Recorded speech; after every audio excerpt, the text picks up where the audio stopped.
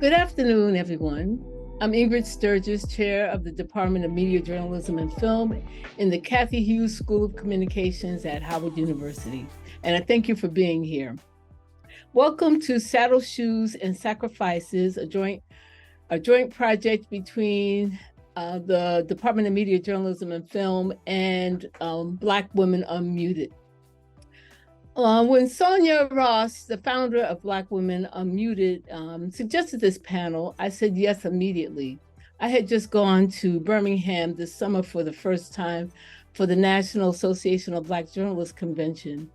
It was my first time in that city, in that historic city, and I walked the park with the statues depicting the children in the civil rights struggle. I sat inside the church where a guide told us about the 4 little girls who perished that day. And I went inside the Civil Rights Institutes where one of the volunteers told us how she knew one of the 4 little girls. And today we read in the paper about one girl who survived, now a woman, Sarah Collins Rudolph, who's still waiting for the city to give her restitution for her injuries suffered in that bombing. 60 years later, we have women again on the front line. Stacey Abrams is strategizing. Kamala Harris is studying the Democratic Party with the administration's great accomplishments. And I look forward to the conversation with Black Women Unmuted, and I want to introduce Sonya Ross, the founder. Thank you so much, Ingrid, and welcome everyone to this very, very important discussion. Just as Ingrid noted, the genesis for this conversation comes out of Birmingham. I too was in Birmingham visiting the 16th Street Baptist Church and taking selfies like everybody else. And one thing that I struggled with in that moment was what to do with my face. Because I couldn't I couldn't reflect the right feelings about being in that space in that time. And it was underscored to me just how important that seminal moment in American history is to Black women in particular, because safely to say, I was not the only one struggling with my face in that place. I thank you for being here today so that we can have this conversation. We can take this subject and the participants in it off mute, which is what we do at Black Women Unmuted. We take the sisters off mute, one story at a time. I am joined today by a very, very illustrious panel that I'd like to introduce to you now. And after the introductions, I would like each panelist to make a few remarks before we get into our discussion.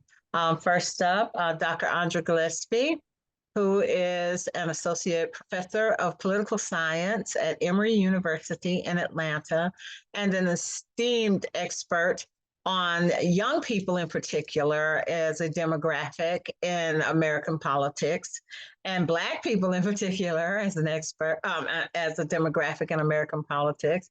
And she is the author of Race in the Obama Administration.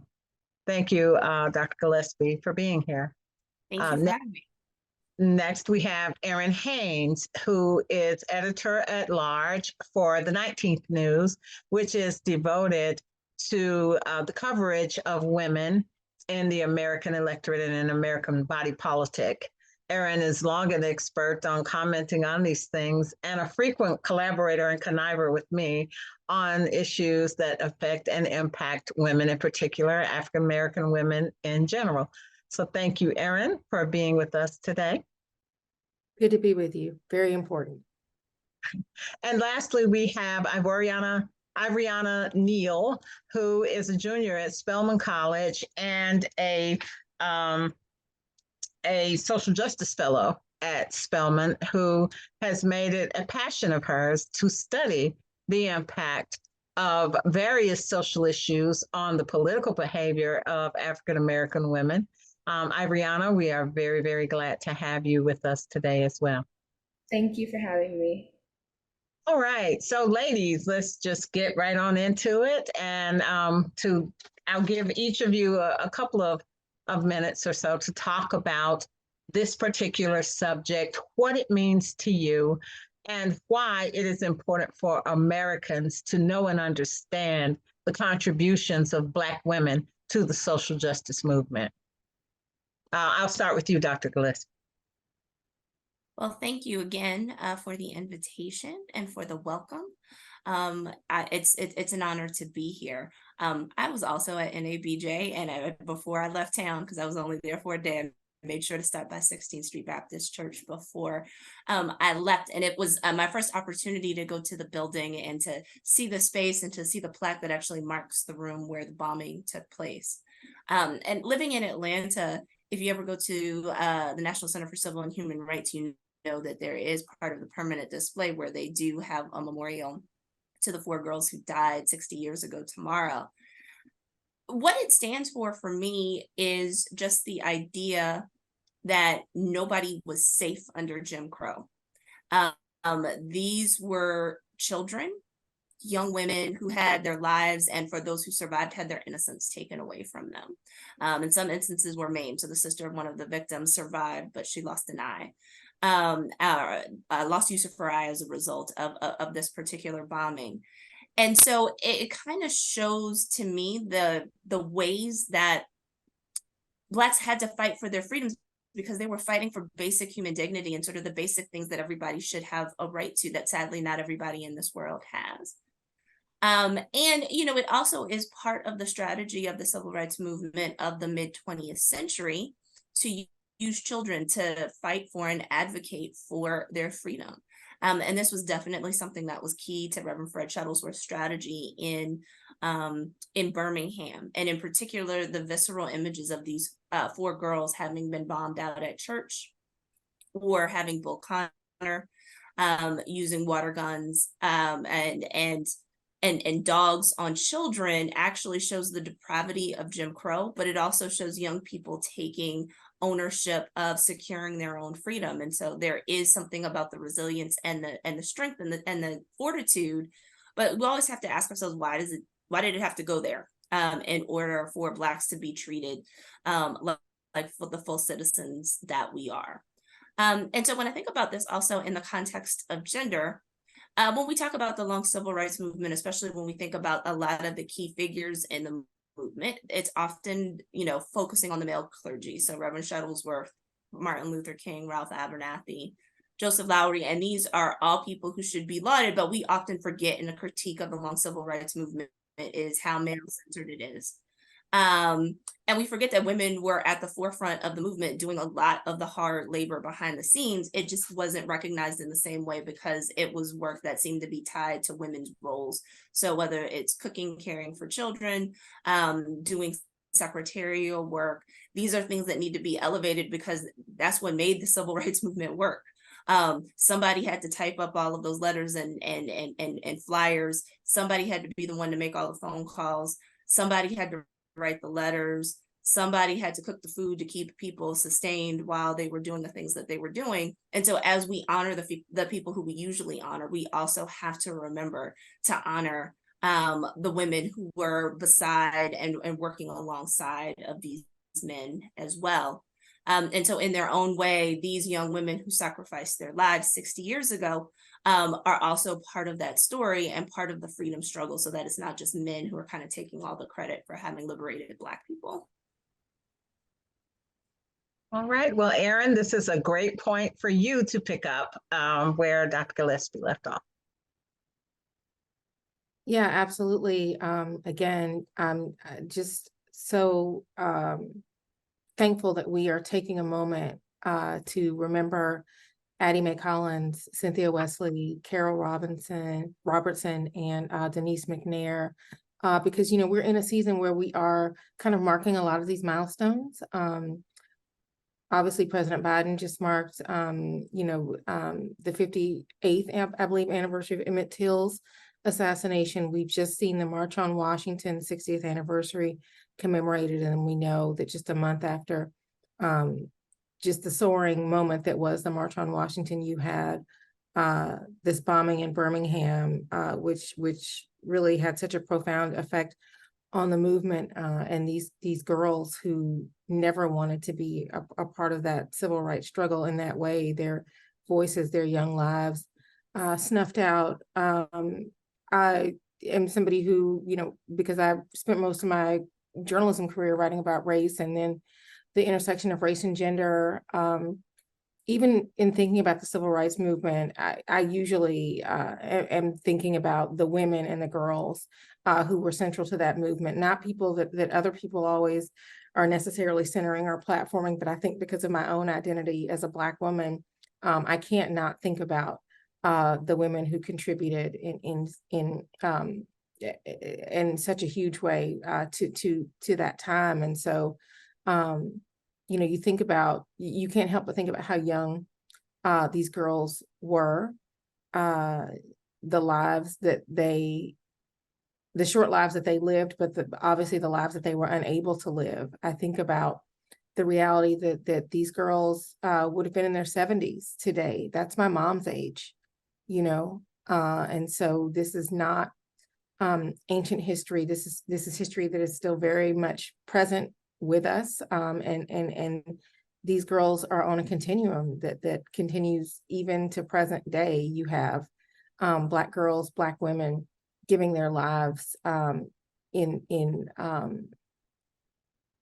the unwitting and kind of unwilling service of pushing our democracy forward. And it shouldn't have to be that way, as Dr. Gillespie said, and yet because they did make that ultimate sacrifice, it is important to recognize them. It is important to honor them, and it is important to remember them, not just on these anniversaries, but every day. Thank you, Errin. And that takes us to you, Ivoryana, where you are picking up. Your generation is coming through the door, and this definitely seems a long time ago for your generation. Please give us your thoughts and your perspective on the rights that were purchased with young Black women's blood, sweat, and tears, and how that is salient for your generation today. Yes, so again, thank you for having me. The first thing that came to my mind was one of Spelman's logos, which is "We are undaunted by the fight." And I just think that's very important because as a first generation Black woman who attends an all historically Black women's college, we are faced with a lot of different adversities.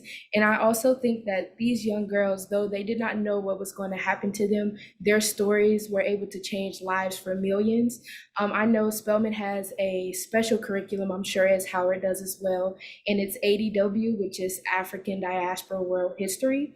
And something that Spelman examines is how Spelman women were in the forefront when Martin Luther King was in Atlanta marching. And I just thought that the movement was, growing up, it was just Martin Luther King, Rosa Parks, and things like that. But it wasn't really until I got to Spelman where I was able to see that there were so many more people, prominent people, especially prominent Black women who have been, at the forefront fighting for us, doing things so that we are able to go to Spelman, be able to graduate Spelman, and also continue their legacy. And as our logo is as well, is a choice to change the world. So in regards to the 4 Black girls, their choice was ultimately changing the world, though they did not have a choice, in which it was sad that their lives were taken. However, their motive afterwards, I don't even know if motive is the correct word to say, but their impact afterwards was very much so greater, which it gave my generation, I feel, the opportunity to go out and strive and do more and fight for justice. I think that's why I'm also a social justice fellow. I really just engage in the community. And I think these events are unfortunate, but they open up a broader aspect for people like myself to go out and fight for what's right. I know it's sad that we still have to continue the fight after so many years, 60 years plus, 100 years plus, 500 years plus, but I know that the fight must continue in order for us to be able to accomplish things in life. And I know as well as graduating from Spelman, Morehouse, Howard, these are things that come along with going to an HBCU. Right. Thank you so much for that, Ivoryana. And you're right. There is a long and continuing arc of the fight in our history in this country and in the entire African diaspora. if we consider the arc, we obviously often talk about these four girls in isolation, but let's talk for a moment about the women who came before them, the young women who came before them, and the young women who have come to be issuers of a clarion call, their names used as a clarion call afterward. Pre-1963, we had Linda Brown. Okay, let's start with Linda Brown, who I believe might have been a third grader when her parents petitioned the courts for access to an equal education to that of offered to white children, and led to the landmark Brown v. Board Education, Brown versus the Board of Education, Supreme Court ruling in 1954 that struck down formal segregation. We had, after her, Ruby Bridges, who was 6 years old and going into the schools to integrate schools in Louisiana under Brown.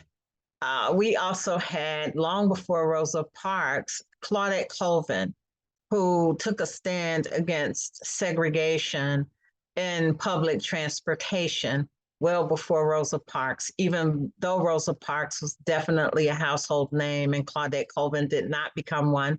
Maybe that was because she was only 15 years old. Let's talk about these young women, because they also, their contributions, their sacrifices help to lay the groundwork and the framework through which the sacrifices of the four girls in the 16th Street Church happened. So who'd like to bite off on that first? And I just, even as you were reading off their, showing their photos and reading off their names, Linda Brown died in 2018. Ruby Bridges turned 69 last week. Like, this is not ancient history. Like, people need to understand, like, we are still living with the legacy of these women and their sacrifice. They're a lot of times when you hear from them, their contribution has not been fully recognized, and we cannot deny that their gender had something to do with that, because we know the role that gender did play in the civil rights movement, even as we know the role that gender played in the contributions to the civil rights movement. I think about just even with the March on Washington anniversary, how the women that had to fight for even one slot, a speaking slot on the platform that day, fighting for jobs and freedom, even as we know that Black women also wanted equality in terms of jobs and freedom. This is something I think Black women know and have known, that the fight for democracy, the fight for equality, is something that people must be vigilant about. Black people, Black women especially, must be vigilant about. Every generation has to continue to push for this. And yet, so often it is also our bodies that are on the line in that fight, right? I think about Amelia Boynton on the bridge on Bloody Sunday. I think about Ruby Bridges, that just her iconic, just how bold, even as a little 6-year-old, how fearless she looked. She had to have been terrified, right? You think about, I know we're talking about the women that predated these four little girls, but the fortitude that the women involved in the Little Rock Nine had to have. Just how, I mean, their bodies were literally involved. Even if they were, did not necessarily give their lives, either were shedding blood or, what that did to their psyche. Those effects remain for those who were able to survive that era, and they did survive something for all of us. So that really is what kind of comes to mind when I think about just how young they were and their physical sacrifice, even if it was not necessarily one that resulted in, gratefully, their death. I do think it is interesting that in these landmark battles that we are talking about, the bodies of Black women, young Black women and girls were readily on the front line. Is that because of the sheer number of us who were participating at that time, or just those of us who were answering the clarion call for leadership or to step forward? Just happened to be a lot of us stepping forward. I mean, 6 of the Little Rock 9 are women, right? So is it just that we provided so many bodies to the masses for the struggle, or was this truly Black women stepping up in a leadership way? Well, I would argue that Black women step up all the time. Stuff wouldn't happen if Black women weren't around, and especially if you need volume, if you need lots of people to show up at an event, there's a decent chance that about half of them are going to be women. And so this isn't something where gender actually shields Black women from the sting of racism, right? You still had to go to the same segregated schools. You still had limited opportunities that were further limited because of your gender, but you had fewer opportunities than white women had. In some instances, like, we can talk about sort of the double-edged sword of gender in terms of the optics of putting girls at the front of some of these K through 12 school integration debates, right? Because people might look at girls and they might want to feel more protective of them or think that they're cute, and thus feel a little bit more protective of them as a result of it. There are also structural things that we can think about with girls actually tending to do better in school, tending to finish over their male counterparts, especially by the time we're looking at high school students, right? The pool of students probably would have skewed a little bit more heavily female. Don't quote me on that, but it probably would have if we just know who's more likely to drop out of school.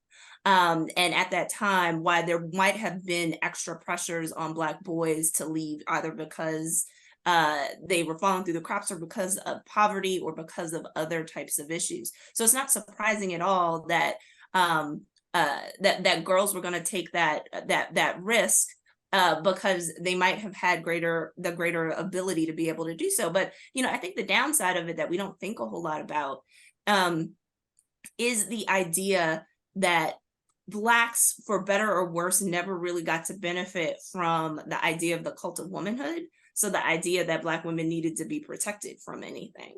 And we could talk about how, that's anti-feminist and it's not necessarily something that we wanted to do, but Black women were subject to racial violence, right? We think about lynching, but we forget about rape. And we also forget that Black women were lynched too sometimes. And we also sort of, when we admire the strength and the resilience of these young women, we sometimes forget to ask what kind of toll that takes.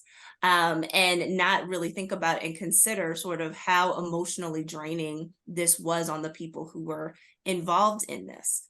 And I think that also tends to, especially since there's a lot of history of racism that is justified in the United States because white women were supposed to be protected in these instances, right? We could also talk about sort of how this explains the breakdown of second wave feminism, where Black women are going to argue that white women aren't their allies always in all of these types of situations. And in the South in particular, and it's at the top of my mind because I was going over this with my students yesterday in my African American politics class.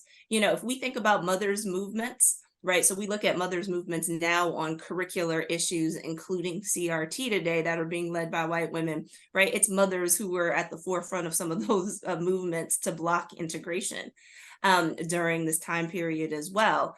And so it really kind of further complicates issues, and it further complicates Black women's abilities to be able to advocate for themselves as women. And so I want to create a space where we can talk about all of that in their complexity, also honor how hard this was for all people, but how it's also hard for Black women, and maybe in some ways kind of dismantle that notion of the strong Black woman stereotype, because that's also usually at play in the civil rights movement. And so we think about that with Ella Baker and Daisy Bates, but we don't also consider sort of the ways that like they had bad days too, and were they allowed to be able to express that and vocalize that and heal from that as a result.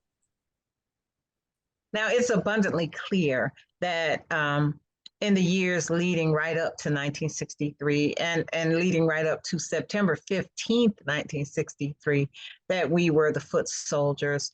whether on purpose or by happenstance. And I want to talk about these little known foot soldiers, and feel free to share about this as you see fit, dear panel. And that is the fact that 4 girls died, but several other girls were inside that church affected by this, survived the bombing and were affected by this. And it just seems to me to be a very, very deep sacrifice paid by the Collins family, where we have Sarah Collins Rudolph, who was 12 years old and survived, lost an eye, completely traumatized by this situation. And we are now having the discussions we should have been having about the sacrifice of Sarah Collins Rudolph years later. But it's not just Sarah Collins Rudolph, because we also had Junie Collins Williams and Janie Collins Simpkins, who lost their sister as well, and were also in the church that day. So when you think about, I'm thinking about here, this family is this coterie of sisters and the pain that they have carried. Let's talk about sisterhood in the context of struggle like this, and what is necessary for supporting and undergirding women, sisters in this type of a struggle, both in older years and in younger years. Yeah, absolutely. I mean, look, I think,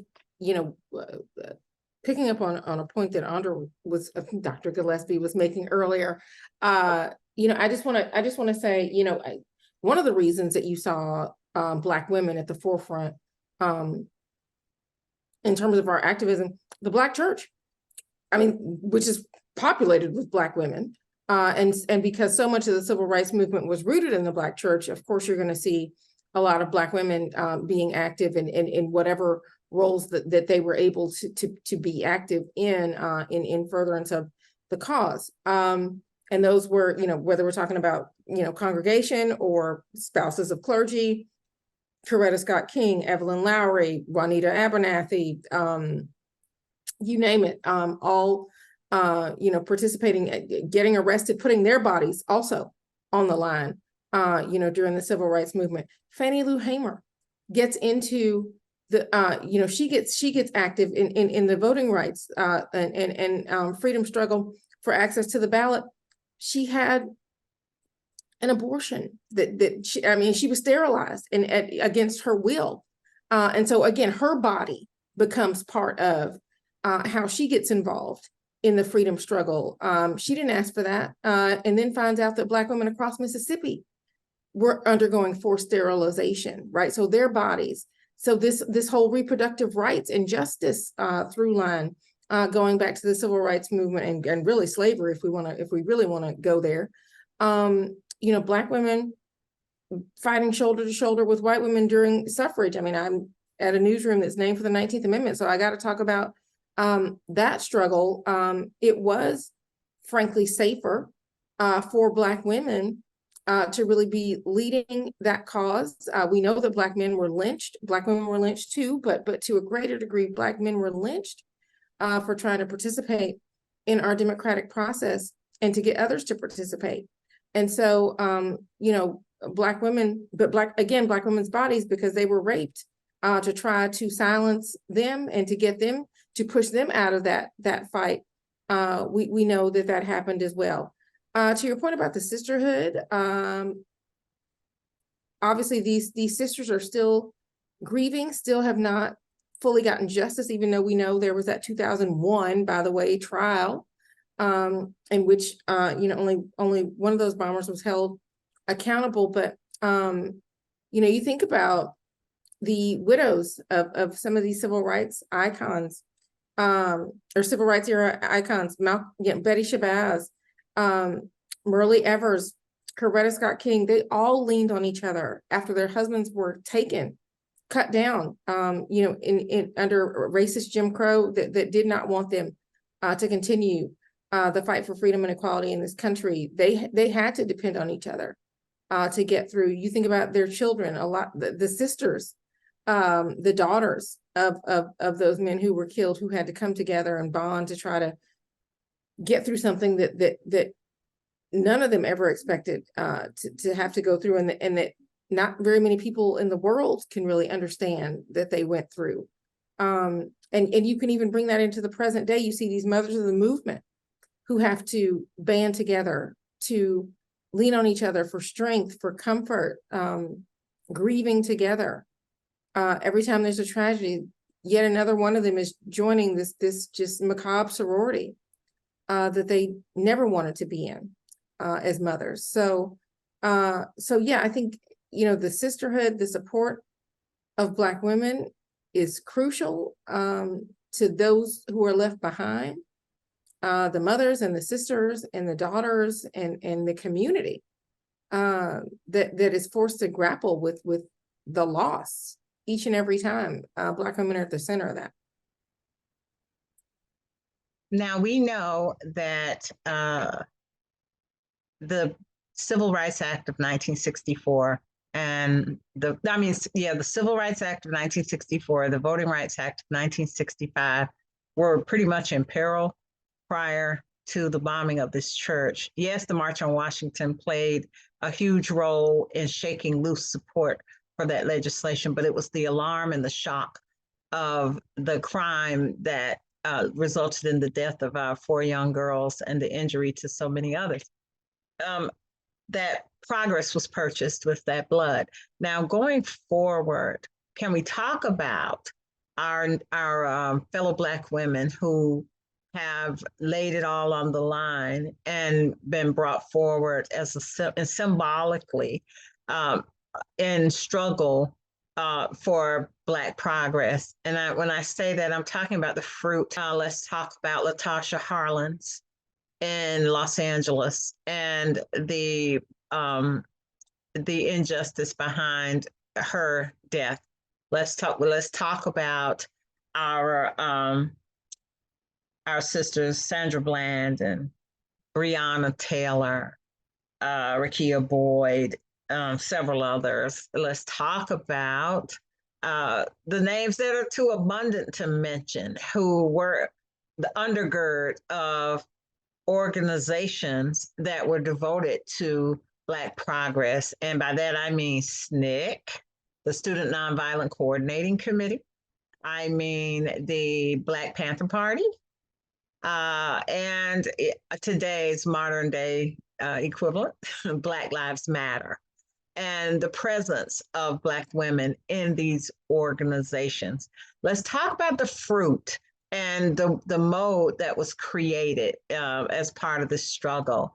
And for that part of it, I'd like to toss it to you, Ivoryana, so that you can describe your the curiosity that you've had that has led to what you're doing academically, where Black women are concerned regarding police violence.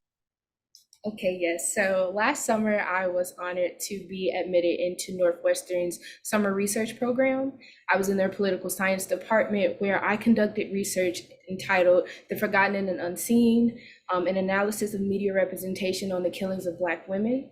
And I did 5 case studies where I looked at Rekia Boyd, Tatiana Jefferson, Sandra Bland, Breonna Taylor, and I just looked at their stories. I did not really pay attention to the years. And then when I went back and was looking at my data, I was like, wow, like they're like 2-3 years apart.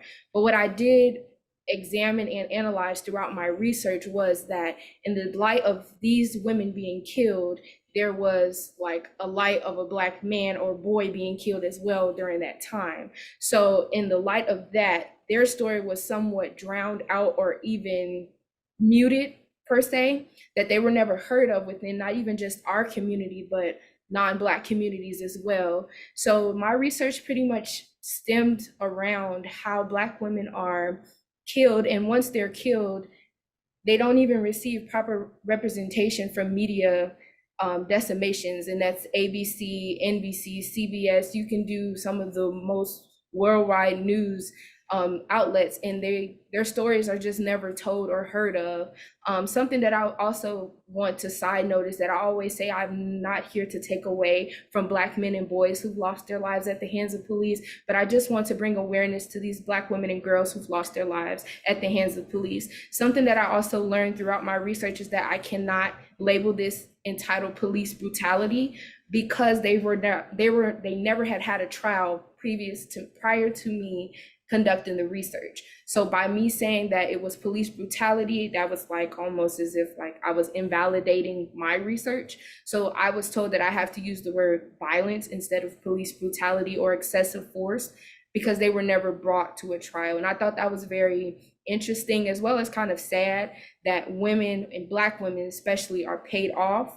They're given settlements instead of trials, where there is no justice truly being served, because as Errin stated, as well as Dr. Andrea, that these families still have to deal with the grief of losing their loved ones, and in some case loved ones, and it's just a constant and a repetitive cycle.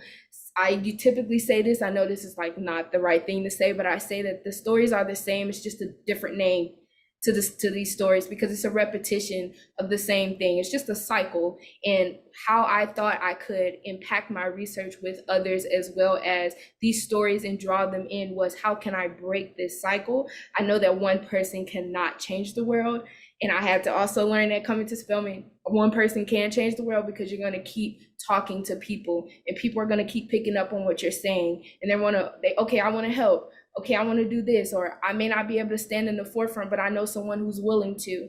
So in regards, I'm like learning my choice of words, as well as learning how my research can impact others. And I just thought that it was very interesting that it was a lot of people at Spelman that did not know any of my participants, or if they did know, they didn't know many. They maybe knew two, which was Sandra Bland and Brianna Taylor. But again, my source of that is what I was seeing. I knew that there was a lack of media representation.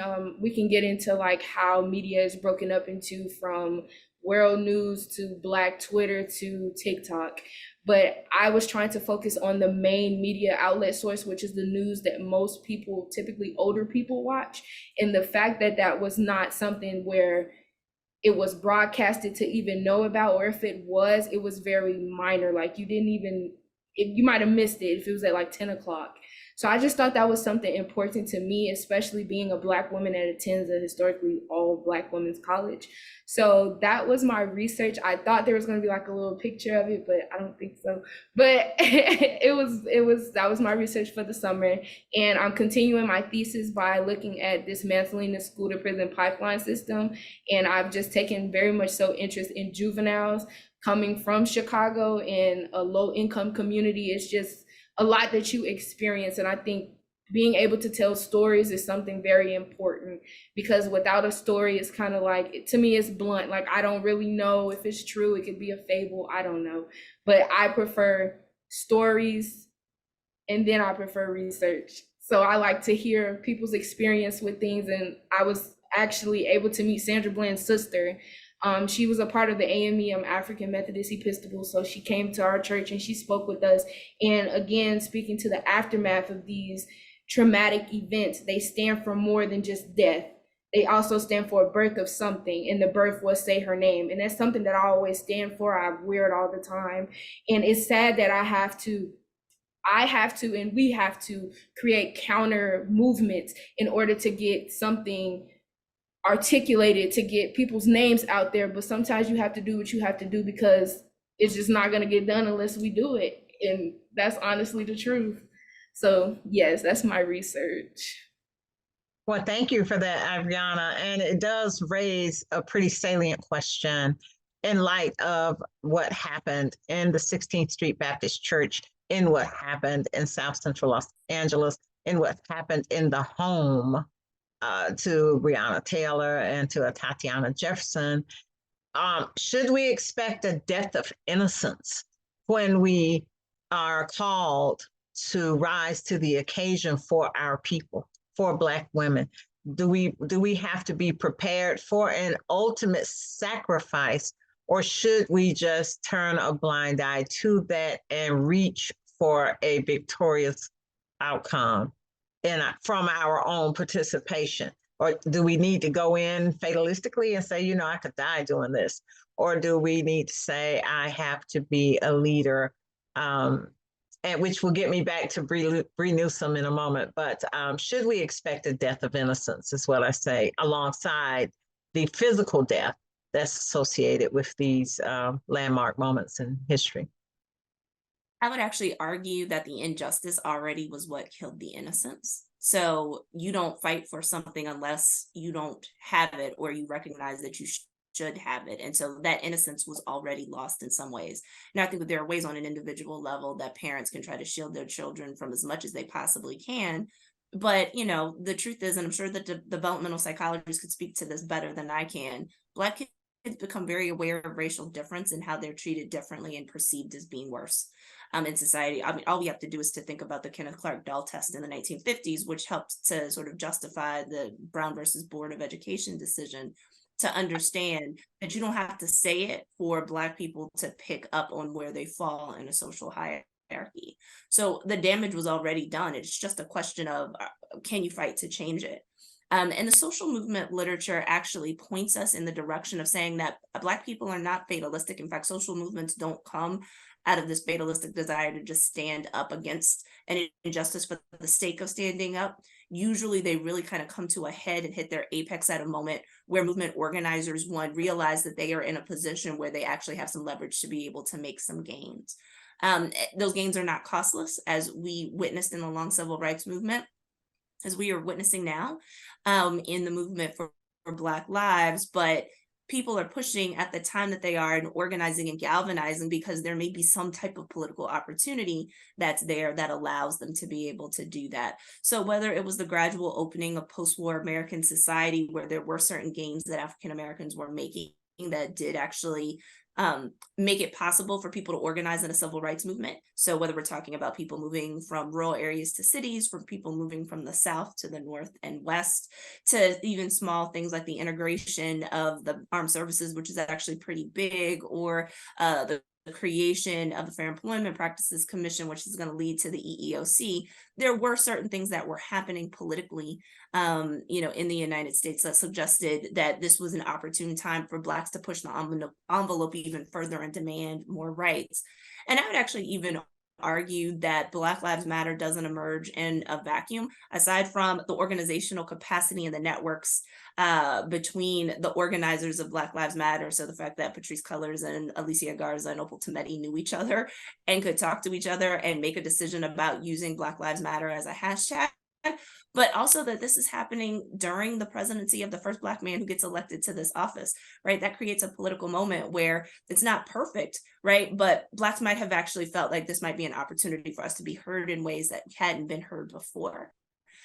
Because sadly, the truth is that there were Breonna Taylors and Sandra Bland's and Trayvon Martin's and George Floyd's long before these people lost their lives as well. But the organizational sort of capacity might have been different before social media. The political sort of positioning may have been different, in previous eras, and this is just actually ends up being a pretty ripe opportunity. So we move, but people are also very aware of kind of what they're likely to get given the social, political, and economic kind of conditions that they're operating in as well. I think the only thing I would add to that, I mean, I do think though, there certainly was an awareness of danger, particularly, under, Jim and Jane Crow. You hear the Freedom Riders, talking about writing a will, or, making sure that the messages got back to loved ones in the event that they did not return from that. And so, not that it was going to be inevitable, but definitely that violence, danger, the threat of death was possible for people who got involved. The threat of death is what drove so many millions of Black people out of the South, including so many Black women who fled for northern cities for their bodily safety. And so, while I don't think it was necessarily a foregone conclusion for Black people, for Black women, the threat and the possibility was absolutely something that loomed, even whether they were active or not active, directly active in the movement. All right, well, this is a good point of departure for us to take some questions from the audience. If you have questions for our panelists, please drop them in the chat. And we will go to the first question out of the chat, which is, if the 4 Black girls / women were here today, do you think that they would be satisfied with how Black women's voices are being used?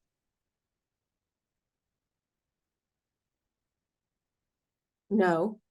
But more than that, I think that they would really be so disappointed in where we are as a country, and that Black women's bodies are continuing to be sacrificed in the name of progress and inequality. As a response to the push for progress and equality in this country. I think it is an affront to their legacy that this is still where we are in a lot of ways. And I think that maybe they would be speaking out about that. Sort of makes me wonder, I've thought about this actually from time to time, and it makes me wonder if they sit in the afterlife and say, did I die in vain? Will they see certain things happening and wonder if they died in vain because of so much life that they gave up? I mean, we were talking about this. Errin, I think it was you who said that there were the lives that they led, the lives they lived, and then the life they didn't get to live at all, and whether they might think the sacrifice was worth what they're witnessing in the years since they died. But that's just my thinking sometimes, whether they would have that sort of awareness from the afterlife. And that does raise the question for us in terms of, is the struggle worth it? When you think about the price we pay as women in this society, as Black people in this society, is getting involved worth it for us as mothers of our children, as linchpins and caretakers in our community? We take care of the young and the old. We do a lot of providing. We do a lot of undergirding. Is it worth it for us to lay our bodies on the line in the name of social progress? Well, I think so. And I think so for a number of different reasons. So one, it's well established in African American politics that Black people think about how policies and politics are going to affect Blacks as a whole, and they use that to make their own individual decisions. And so sometimes that group interest actually supersedes what a person's individual interest would be, which is an anathema to Republicans in particular, who still want to pretend that there is no such thing as identity politics, or that there shouldn't be identity politics. And so one of the reasons why this makes sense is because I could stick my head in the sand and pretend that what is happening to other Black people, other Black women, doesn't affect me. But one of these days, it's going to come home to roost with me. And I think about this. I remember right after Sandra Bland died, I was driving around and a notification on my car came that one of my headlights had gone out. And I knew I was supposed to go to a relative's house to go visit. And I was like, I'm going straight to the mechanic, right? I'm not even going to chance it, risk like getting pulled over for this. Because I was like, if Sandra Bland could die over a turn signal, then who's to say that I couldn't die over a headlight? And, I didn't have, I couldn't use my feminine wiles to flirt with the cop to get out of it, or play stupid, or do things that other women could do. I just knew that that wasn't at my disposal because I'm a Black woman. And that was going to shape sort of how I was going to behave in the situation. So I wish I could say it was, I just wanted to be compliant with the law and all of that kind of stuff. No, my normal natural inclination would be, I'll do that tomorrow. But I knew, given what I had to do later that day, that I could not risk being out after dark with that headlight kind of, being out. So those things affect our decision making. The other thing is that this can actually be an advantage. And so there are ways, because of people's gender expectations, that even with some of the negative stereotypes about Black women, right? Women can be more disarming and actually can and do advocate more when they tend to be in legislative positions. So my friend Nadia Brown at Georgetown University wrote this book about Black women state legislators in Maryland. And it was the Black women who were leading the forefront, talking about racial justice issues and talking about issues related to families and children. And they were using all of the authority of their experience as mothers to be able to share those stories and to advocate for the issues that they were advocating for. And they probably have a greater latitude to do so because there are different perceptions just based on sort of just the size of our bodies, usually relative to the average man, where people like might feel a little less threatened if a woman is saying something than if a man is saying something. So there are all the challenges of getting heard in those contexts, but then there are also ways that that can be used to be disarming as well. And so, you know, if we want to talk about sort of intersectional differences, right, they have disadvantages, but there are also instances where there are advantages as well. And Black women are adeptly using that to take formal leadership positions that they rightfully deserve.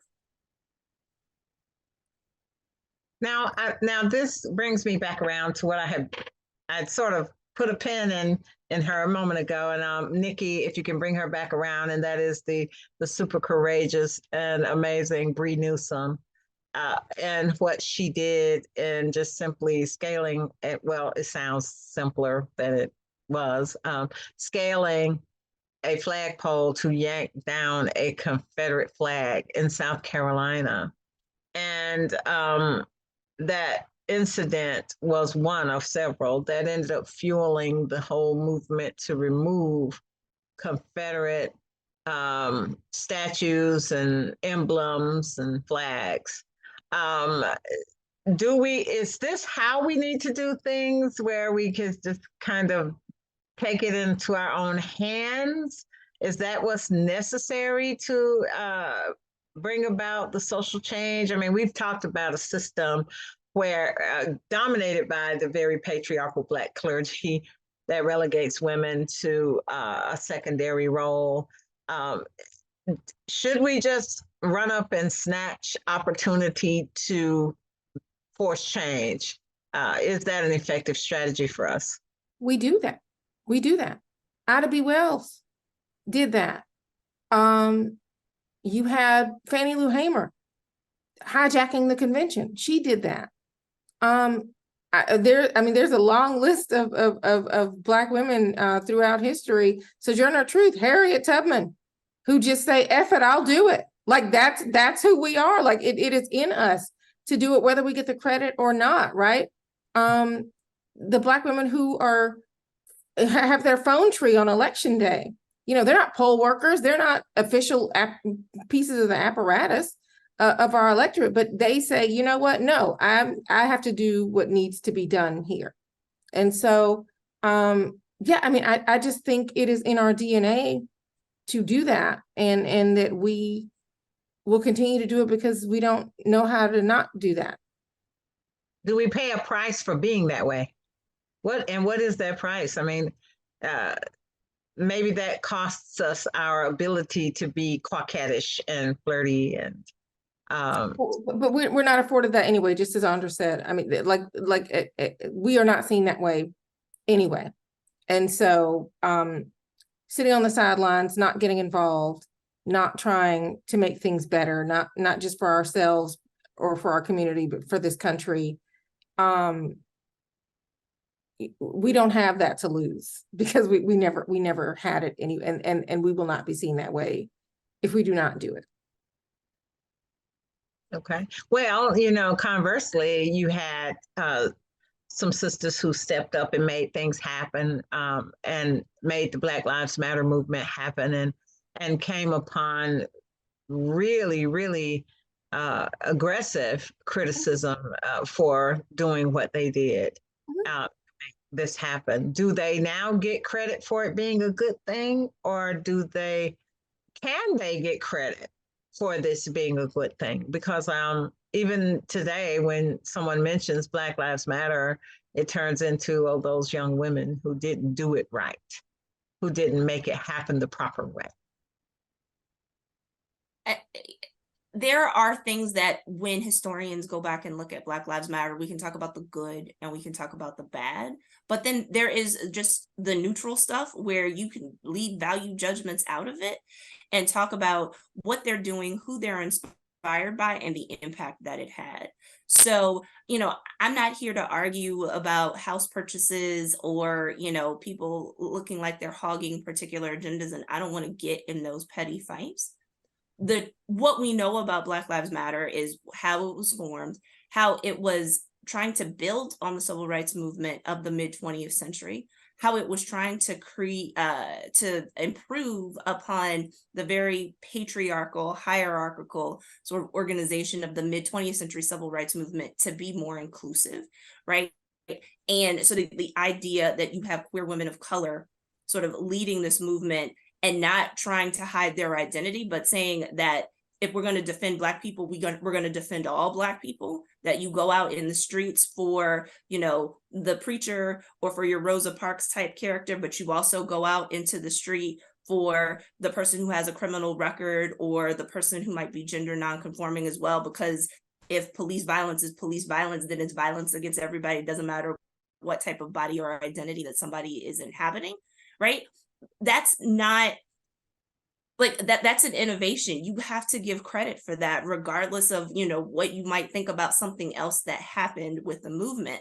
And even for the critics of the movement, people who are inclined to disagree with the movement, you also can't pretend that it wasn't impactful, right? When we look at the number of people who went out and protested in the middle of a pandemic in 2020 for George Floyd, right? We can't pretend that Black Lives Matter didn't have anything to do with it. So whether or not you like it, they are there, they are part of history, and you have to deal with that and have to contend with that and give them that place that they deserve because they helped make that happen. Well, this looks like a good time to do a couple of things that I would like to do. I'd like to have each of you offer some closing comments on what we can do as Black women going forward in remembrance of the legacy that so many Black women gave their lives for. What can we do as Black women in order to continue pursuing the type of progress that puts respect on their name? I'll let each of you go, and then we can begin to wrap. Who'd like to go first? I'll let you have your choice there. Okay, all right. I will draft somebody. Okay, Ivoryana, you get to go first.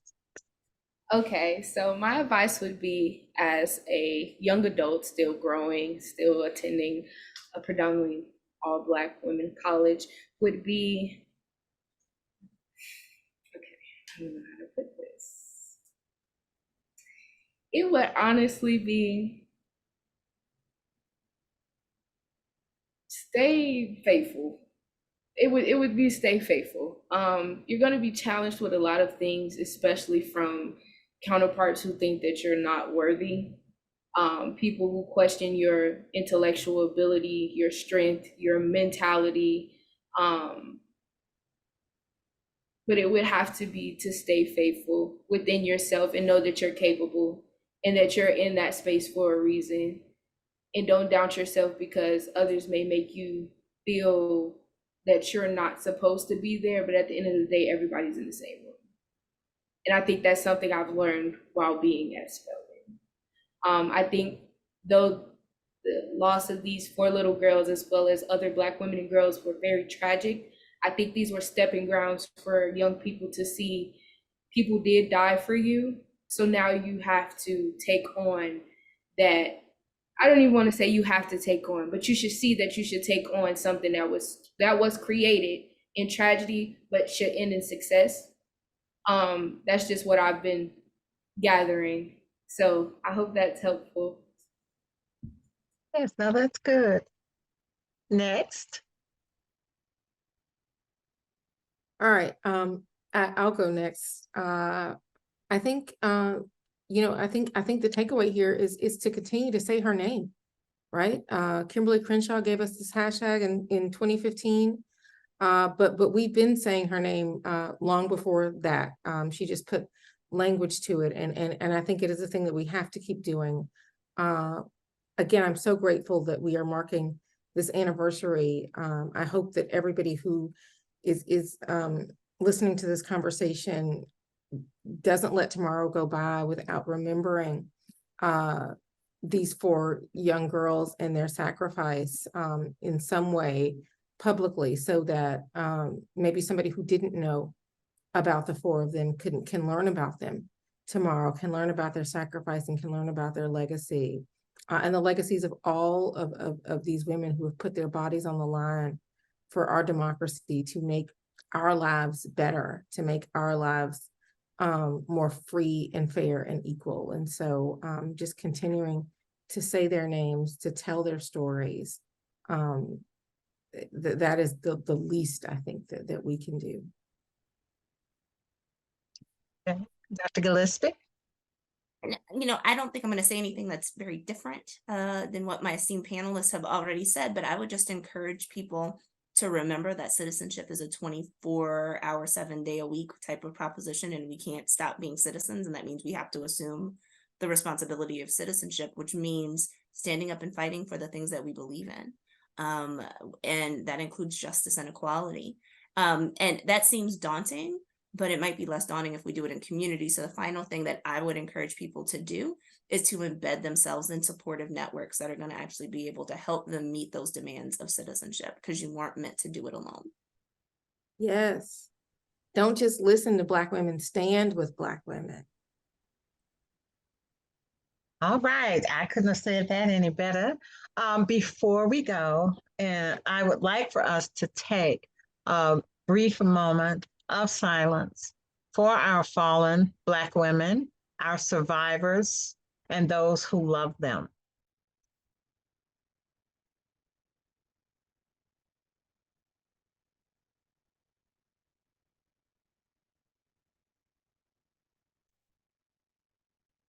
Thank you very much. Do know that this discussion will be available to you after the session is over in all of our spaces where Black Women Unmuted dwells. So you can find us there on social, on YouTube, and on our website, blackwomenunmuted.com. And do follow us and stay in touch with us. If you like this kind of content, do please let us know. And thank you for giving us the opportunity this evening to take the sisters off mute, one story at a time. We will see you in this space the next time we go about unmuting our Black women. Thank you, everybody, and good night.